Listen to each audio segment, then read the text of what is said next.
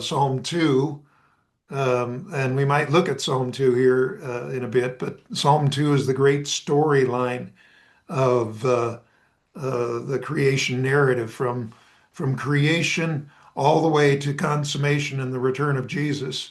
You get that at the beginning of verse 1 in chapter 2 of Psalms all the way to verse 12. And in verse 11, after the Lord is releasing his displeasure on the nations, and there's great intensity, so that he's dashing the nations like pottery, and the wrath of the Lord is being released against those who are actually resisting his love and resisting righteousness.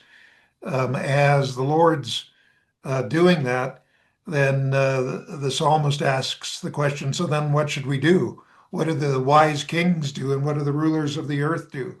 And one of them is to rejoice with trembling. And that's reminding me of what you're saying, Kathy. We do tremble at the awesome reality because there's definite consequences to not yielding to the Lord of glory, to the Lord of love, the Lord of righteousness. We have a good friend.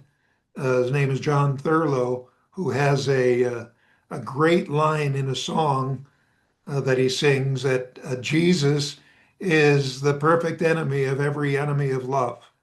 Mhm. His reign is a reign of perfect love.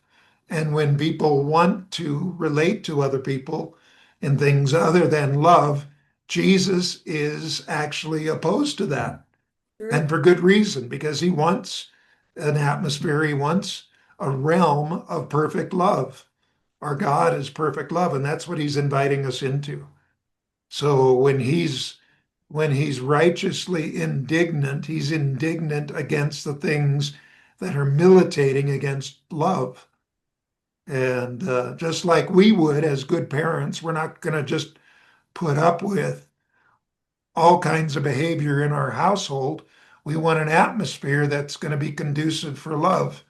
And so we'll be gentle a little bit and we'll do some correction. And then when it persists, we'll be a little bit more forceful. And then when people persist or situations persist, we need to be a little bit more drastic and we need to take some righteous measures to make sure that the things that militate against love don't rule the day in our lives and our families and fellowships. So we can tremble at the things that the Lord's doing in a world that doesn't value love. But we also want to rejoice because we do live in that love. We live in the under the reign of His goodness and His provision, His kindness, His protection. So that's